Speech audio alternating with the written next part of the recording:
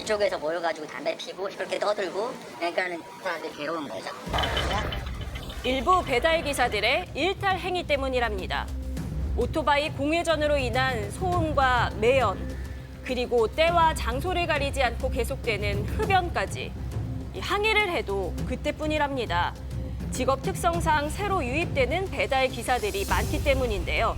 문제를 제기해도 문제라고 생각하지 않는 이들이 많았습니다.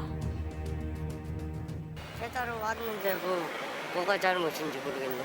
인원을 그렇게 넣었었는지 모르겠네요. 업체 측은 배달 기사들의 일탈을 막기 위해 현장 인력을 배치했지만 큰 효과는 없는 상황.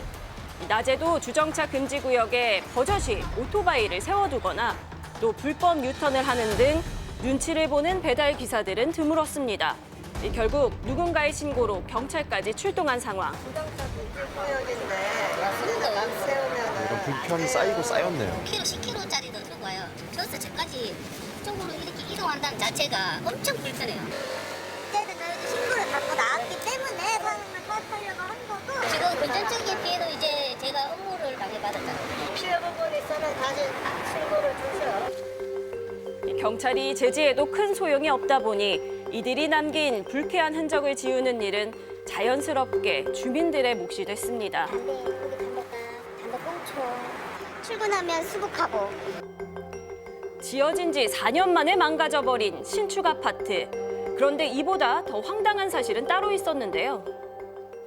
배달 본고지가 있잖아요. 근데 아파트 상가에 이게 여기다 들어왔다는 게 저는 이해가 안 가고, 만약에 여기가 있었다면 저는 이 상가 얻지도 않았을 거예요.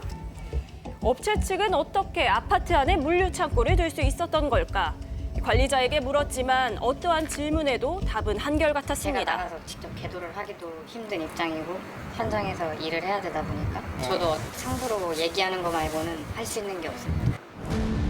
취재 사실을 알리자 서면을 통해 답을 해온 본사 측.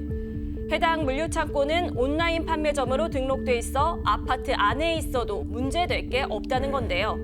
심지어 지난해 2월 물류시설법이 개정되면서 주차시설 마련 등 기준을 지키면 도심 속 물류창고가 가능해진 상황입니다. 하지만 해당 물류창고는 법 개정 전 온라인 판매점으로 등록왔기 때문에 규제 사각지대에 놓여 있는데요. 더 큰 문제는 법이 만들어지기도 전에 도심으로 파고든 이런 물류창고들이 많다는 사실입니다.